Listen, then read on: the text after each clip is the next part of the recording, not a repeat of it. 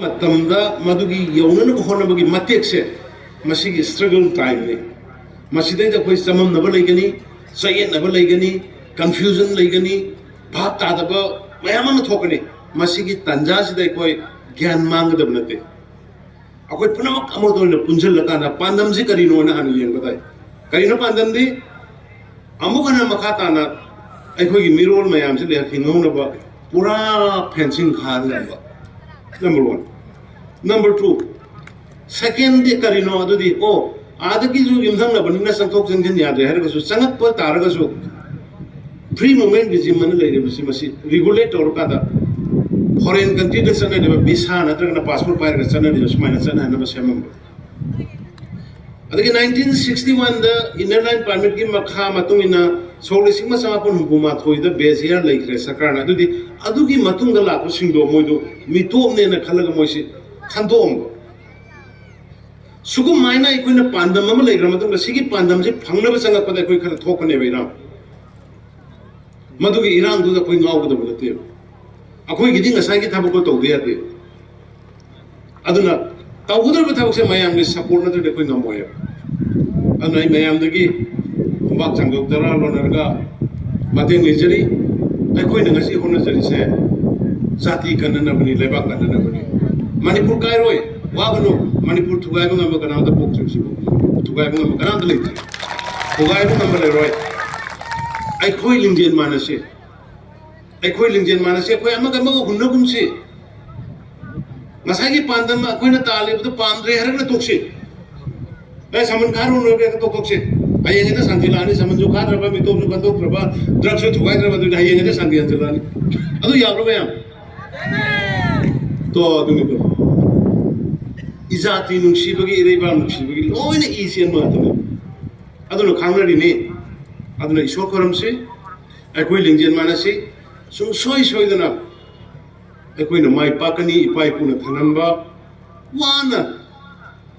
sagol ke thanggana, na amba lebang ini. Sagol ga thang ga ta ka ta nga amba sahi lising ani gi puari le raba ko gi lebang ni aduna lotion jarapada na masai dagi wa na ko ngai biram gi damukta kumbi praja gi kumbi kendra gi praja punama aduga nauna bharatiya janata party bu sugumayamna BJP sai bada khang ngamdrabni ko ta bada BJP दिख रहा बुलाई बीरेन सही भी सब बीरेन सही भी ताम साबा अदर तो मु BJP सुयाओ नहीं अदर वो सही री बा BJP से ngasi di kaya ada wakan tawa kumbi की प्रजासंघ नो एमपीओ मणिपुर की ngasi ले रहे इशू से सिनी को भारतीय जनता पार्टी न तड़ी मणिपुर कन्मंग अमोई को जाति कन्मंग अमोई को न खलग संग भी रही बना कोई मैं भाई तारा मुक्चरी कुरुमजरी आई पुनः को अमोन ना कुरुमजरी Jai Hind. Bi ai pabungi mapamda kari gumta haja hoge ngasawai pabungna haigi ma matamda yam nung shiba yam na taning ba miyam na su yam na pamda wa he ma hajagi nasagi thamoi da su mitagi pi ta gi bu soi khauja hobde haimadi la ni bala hauki bala mayam sida sigi ba isa isu amadi khulna ba adagi security kaya ma sigre Sige bagi mayam gi mora tu da khunna pado adu to pabungna lunguk tama tu mani jaga khuri mata tangi bodo madu macha mayam mama mayu gi khakya na ka pam jate madu matang di pabungna musi bidana macha mayam gi am tang di pabung jate na piu pabung gi boti BJP gi boti pabungna BJP na khongo da bonate mani boda lairi ba khunna ko da gi horaga mama kaya na ngasi gun phongi tumna na sa na phakna Pabung kita bakal lagi hai base, kau bigan u. Pabung na buat khong kita berarti praja aku na buat khong kita budi. Aduh na pabung kita bakal aku pun na bakal lagi BJP kita bakal lagi. Buat lagi betul di praja na khoman kita budi pabung na khoman loy. Ayi ki wakanda aduh na lagi jadi aduh ani cuba da pabung.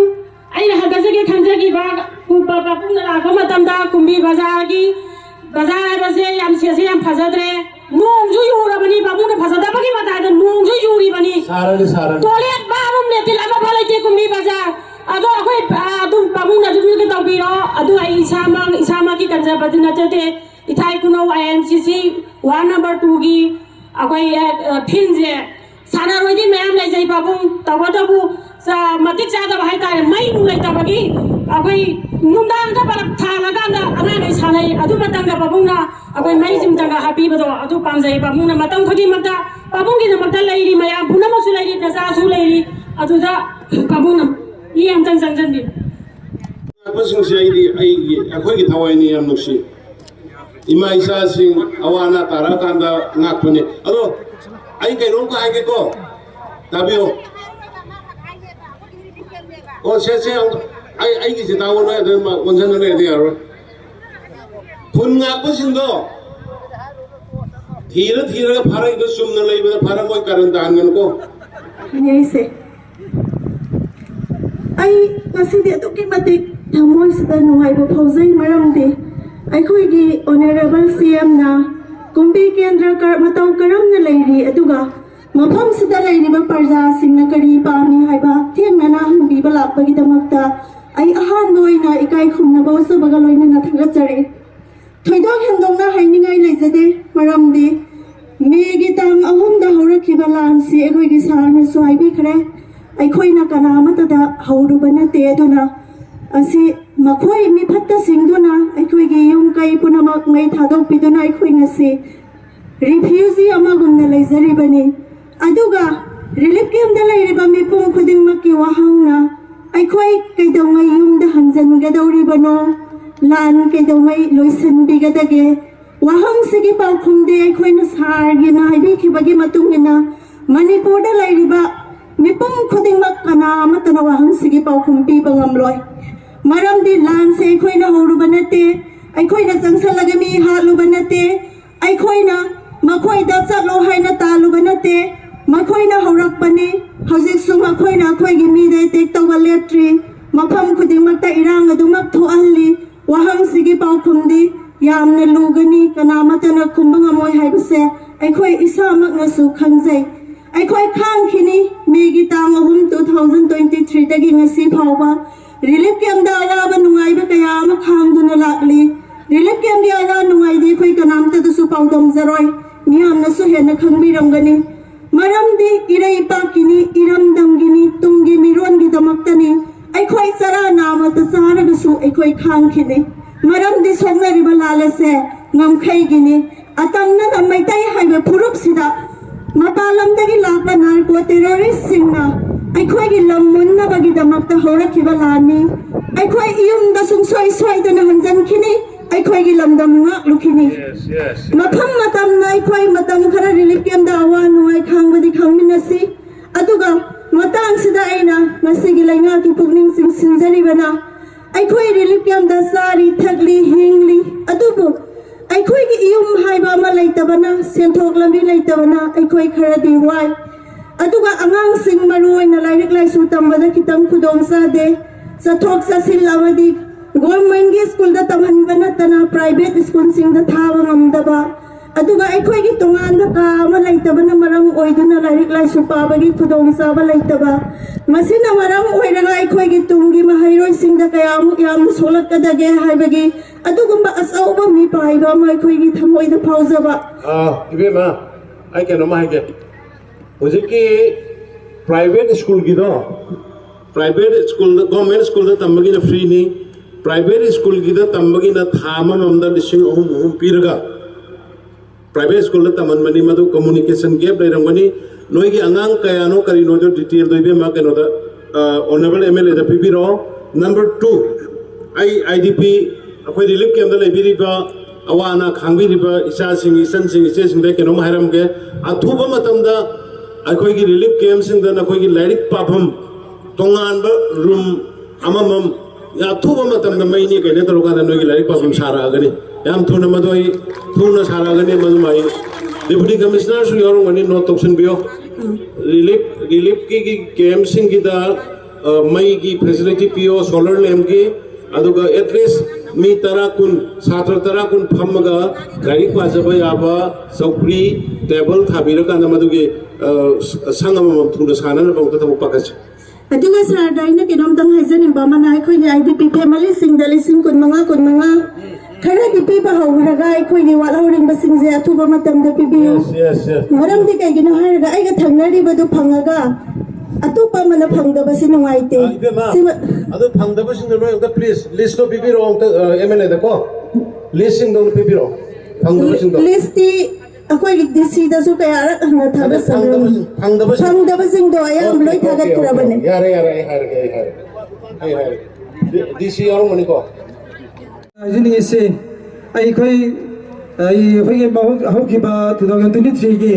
pai sarkana lo pan ba sit pa singdo adi commission pigin habado aikhoi napa tangjing ge oina commission ga si phau ba sang handana thamme only khre de sang khre aya mana sang dri masi matang 2023 gi sem thado ke agadi ai sada masi tang tobi ni sing jari aduga aikhoi gi napat ke no mi ke amo napat ki se bi mujiksa maga hum phangdo wale अदुगा साइ ममांग जो हाइबी खरे नोइरा पता दो पता साना सो खै पता ताबी खिबेले खै changer अदु no थागर बो हाय हम हाय दो टाइमिंग सिदा तंग थु न दो द खंजो सही समरी संवा पता फंग ले रम बदो पी बदो की थागर ले हम हम थागर नोइ बनि दा नोइना कया वाना ले रम दे दो ओमै मतम खै ना पसे सही यांखै गी मथक तै खै से सामना सही यांखै थै सोरे ना पत पोक्स बने मतल पता ता दा ले रपनि अदुबो अखोई वांसिगो अखोई क्लब तारा कुंसुम कुंसान पुसलगा ग्रुप लई अदुना खै सागो नबई टाइमिंग मा फंगजबा अरुदा सादा अखोइना वगचबदगी साना ए नपति पता ताबगी दो थुना ताओ हाइना सुजामबो दिसिदो ओना तोखिबगा अखोइ सेंजबगा याम थुना खै बतमदा अखोइ डायरेक्टर सु याम थोयान हरो बिरगा खै पता से अथुम दम ता हनबिखि मसिगी दमता अखोइ ऑनरेबल सेम गoi खै आई साइड दगी नपति बहुत सिंजरगा मेया ममांग दkai खै बसरी अरे नोई रेवेन्यू जो केनो जो फी जो याम थियन की देखो काय बो प्रीमियम जो रुपा मोंदे तुम थियन की को ओ सर अदु हाई बनी में खंगरु अदु अखोइ की मयाम जिना खोज केम सरकार की पिबम तोप अखोइ की पता है प्रीमियम से पॉइंट याम याम ने तो कोई नपत की दी तो ऑनरेबल सीएम ना थोदा अखोइ की डीसी दो तो बिरगा याम लाइ रब खुने हरगा अखोइ सुने की लुपा मम त थीरगा लुपा मा बेदी करो तनी को पॉइंट लमा दा नियोय बगी शासन दौबा लेंगांग पा गवर्नेंस दौबा से लेट लाइन बसुम प्रजा सिंधु की तब तो गुदमनी ने अब लो रिपोर्ट फिरम दे ना तो पिथोय का यार ने अदु साब तंग अखोइ की थौसे जुमा हाइ अखोइ की आईडीपी सिंगे अखोइ 25000 पीगन है मतंग दो अखोइ नपत ताइ जम त फंगद्रिबा ngasi pawba sima ta khoi ta thado perga de khoi kita wala kita mate wa kita na haiza basada Vikram DC साहब काबिर मता हिलो सेंजर hayemo to teno review to gyo ko habiro jeri ko bilaya so bola sarkai relief camp le jai relief camp le pada sahi ani muk le pasida ai gi isirnau sing maro pang singa ai gi yum saro na gi yum bapam da sang ba yadri ngai phawbada ai nangoda ikhol aba pirage nangi yumdo ai gi yumpham sida saro haida aingoda pata do kodina sinabire ai gi yum si tanai oina inau na piri bi yumpham sida yum sabagi ayaba leibiragadi cm sar dagi okumo tanga jeri adu sidu yengro jaro na sinau khanar di maro ne ai koi sidu yengi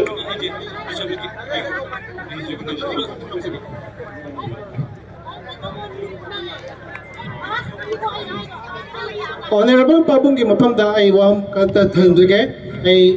loitong bam surchan sing torbung bangla da gini auje laisoi relief camp regional sport complex laisoi de lai jabani ai na pabung da thamjani badi ai khoi torbung bangla sai da gi koi lanjel lai ba surchan bu da gi su lai adu dai da ngasai gi ai khoi gi hana lai jengai da gari macha gi lon lo ba adagi gari du ju huran gare mai cha kip su yaure madu uji अखोइना लौरिबा bank दुना अखोइ हुजिक पैसा थियोना अखोइ कन्ना phone तौरे अदुना अखोइ problem अमा होय मसी दैदा सरकार की साइड की पाबुम की साइड की नियम चंजन बियो इबो अदुगी ने नंगी गाड़ी मई था किबा बैंक लोन तबसिंदो अदुगी डिटेल्स सम तो बिरगने ऑनरेबल एमएलए द सिनेबिरो अदुगा डीसी ने केने तोरगा आई फानबसि अदुगा पाबुम अमा तंगा अखोइ की लाइसोय रिलीफ कैम्प दा मी अनि सुरबनी अखोइ मसा मतोम द सोसाइटी तौगे न तौरमदगी मयाम थेंगनबदि कल हौबा अदुना अखोइ की रिलीफ कैम्प अखोई खक्तगी नत लेरिबा रिलीफ कैम्प सिंगसिदैदा ngasagi ahal loirapasu yawi nahasu yawi sen thopam leirabtabaniना नोमगी चादा यादबा चुरु बिरिदा ओरसु क्वादा ओरसु आंगांगी नामुक लेबो ओरसु sen थोलबtabaniना ममा मापा होइबा सिंगसिदैदा मचा सिंगसिना मीना चाबु उरगा चानिंगबदगी पैसा डिमांड तरपा ममा मापा दुनदि पैसा लेजदबा मसिगी जु खैतंग पाबुंगना मियें चंगचन पियु हाइजनिंगे अदुगा लोइसलपदा पाबुंगदा आइना थमजनिंगबदी अखोई लाइरिबसे वारजु वाना अखोई लाइबा की दमक्तनी खागजगे रिलीफ कैम्पदा अदो अखोई की दमक्तदी पाबुंगना होजि पाबुसु यंगचनबरी मखा तानाजु अखोई आईडीपी सिंगिसु तोंगाना स्पेशल पैकेज मयाममा कनो तौदना पीपीरी मधुगी दमक्तसु पाबुंग बुथागजरी अदो पाबुंगना दे हाइबिगरे वन फैमिली वन लाइवलीहुड हाइबदो पाबुंगी कनोदी तौरे अदो अखोई रिलीफ कैम्प सिंगदती यौदबा फंगदबा in terms of 100 of family लेरी मसिगी दमक्ता पाबुंगना मियंग चंगबियो हाइदना आई इकोनोना खुरमजबगा हाइज थैंक यू हुजिकी नखोइगी आईडीपी की मयाम अवार पादो लोन लबगी गाड़ी होगी बगी लोन लौरगा लोन सिंगदबगी अवाबा थेंगनरिबा अदे वन फैमिली वन लाइवलीहुड की तौरी मैम दो आई Deputy Commissioner ka tanaraga sidaida nominini gumba only especially for the IDP moi kem sing na sangla gai mayam gi oina mayam gi numitro nominini gumba to nomo gumba to biro duga IDP sing na sangla kano victim ang to thi dri aro moi se problem khara leiba sing se ai soina to honjage ko thank you ngamel pasto lupa lagi ang kaisang na sengkol ni ko ngamel pato Pabung kay nung ta ay wamu zipigi wana mananda gini zokat se zokar hondar kuding ba lumit sa mani pangambiyo aduga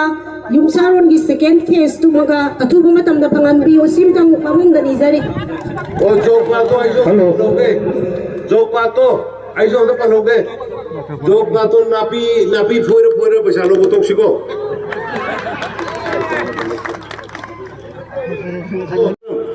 okay no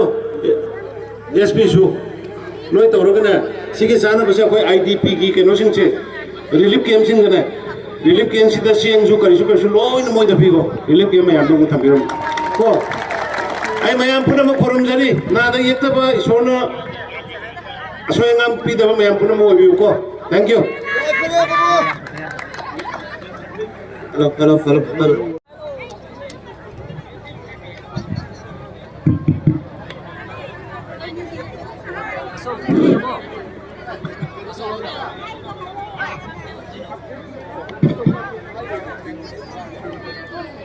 Nasige nungsiribay maisa siya isa halaman mayam punamak pasay ko gi nasige sugum laba public interaction program sida ay nungsirba parda singda akoy gilamdam sige honorable MLA rangang ing ada pabio maisa mayam ek hai rubda honorable chief minister na akoy gi kendra bu kyamuk yamna thajabiba nungsibiba maramde अनक चटकीब 2023 की मे की तांग अहुम थोकीब इरांग अदुगी अवाब मयाम अमा लैबनिना लमदम सिदा मुक्तंग लागा इमा इचा सिंग मुक्तंग फमिनरग worry साबगी तंजा दो हाइजरुगदा honourable CM लाकनी हाइबदा आइगी नुसिरबा प्रजा सिंगना हौनब लैतना मयाम लाकपिदुना ngasi Bharatiya Janata party BJP कुमी मंडल सिल्वा सुगुलवा interactional programme असिदा लैंबिरबा पुमनमक आइने लेब सर्विसदगी इकोंगना no खरुम जरी लोइनना लमदम सिगी मियाम की चीफ मिनिस्टर ngasi की चीफ केस अखोई पुनमकपु लमदम सिबो अफबो वइनबो हयेंगी खुनाय अमा निंग तंबा खुनाय हयेंगी साइ सुसिंग ngasa ऑनरेबल चीफ मिनिस्टर पनबि करे तिजंग काइजंग दंबा यामना मउलिंगबा अदुगा सना लेबाक मणिपुर हाइबदो अमुक हंजलकनबो हनबदा अचौबा दायित्व लौबा अल मियाम की इहुल खंग थबक तबा आई ऑनरेबल चीफ मिनिस्टर अहान मक्तदा आई काइ कुमना जरी लोइनना आई मिंग अममता पंजद्रसु लिंबिरनिबा ग्रामेल सिगी आई ऑनरेबल मिनिस्टर सिंह अदु ऑनरेबल एमएलए सिंह आई पुनो आई तागसरी लोइनना मांग दिलन चलबि माइसा सिंह जाखोई अखोइन हेक जियंग बदु नुगाइ तबसे नंगहौरोइ दुमै जुम दु हेक चटखिदो पाइरम दुमै तबसे कइगिनो नोइ ngaham gai di ai ngang bada ai dom dan ni ngang bata bado ngasi di honorable chief minister ki mahaw ma honorable chief minister na tongan ba miyam ki khan ba miyam da khau da ba miyam na thajaram da miyam do hairam moida chief minister na tawram moida chief minister na haibu do chi tare तारम दाइसे कई गिनो बन हरो दे कन सियल सिबो याम नुआरे दुगासिगी सिगुम लबा programme असिदा आइगी lambda मसिगी आइगी केंद्र सिगी आई बतापी बंगम अहलमल सिंह इसे चर्चन पुनमक लैंग्वेज त्रमदे मणिपुर की अखोई मैम बुलु सिंह बिरबो ऑनरेबल सिंह मिनिस्टर की मखा honourable concern minister Singh language तना ngasi ki program asibu mapung phan biba madi agi imai sa gi wakal da khangduna le basing ado khangan biba adu dana tana aina thanga chaba parja mem ne pirak pasi tau si tau thanga pa demand kudi mak honorable chief minister na piram gi ta mem ahabu kuban me phuchi kai dorge honorable chief minister na stop da kuba pu de harani mem apun wafam khaji thamjaraga ayaro ben krom jari amna khudong sa da na leire hojik nongju ban thayara gadi leiriba mafam je ising jangdana leiba yaroi da jaga ju jawre aduduna second phase se athuk bada khitang thuna thajan birangna ba pabungna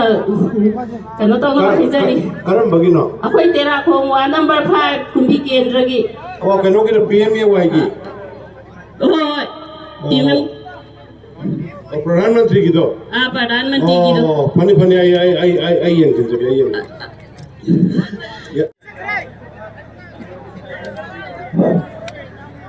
ngasi aikhoi khungang sigi nupi angang imai bel kuting mak aikhoi chen thu urabani leibu ngamdadana adubu aikhoi pabung gi BJP sarkar amadi honorable sanasam premchand gi miyeng makhada khungang sigi damakta matik saba forcing deploy tawduna mafam chana lambi kakpi duna ngasi de aikhoi tapna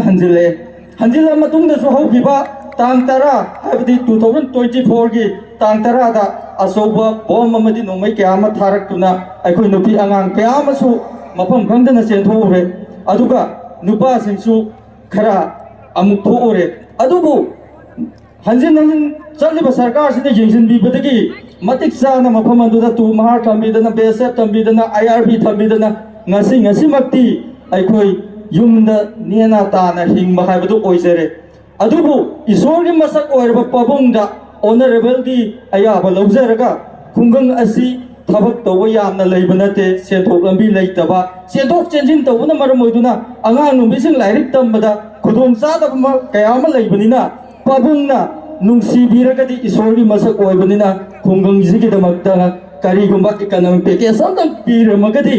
amaka hena thagasagani haiduna khurumjari kari pamino kari no pam package de hara package aina pamjai di suru nomba sida hena mating bibi adu gi damakta aikhoi lol oiraga su singappa ya mahunda samai to biro economic package amdang tabiramo deputy commissioner dane hojiki ngasai one family one livelihood kido adu gido list bibiro MLA da list bibiro ai soi dana batok jara thank you अखोई कुबी sir अदुगा Delhi की मंदर जंतर दा आशा सिंह खरा हिंदुना मखोई की तोलो खरा happy होबे मतमदा मणिपुर सरकार अमदी India सरकार न करी लोबी रके हाबेदो थंबीर मगदी यामना नुआई जगदमनी अदुगा प्रजा सिंह की अपामबसी खैतंग खंगना पाखुम सी खरा सांगना बेबीर मगदी हेन फगदमनी हायबा समझनी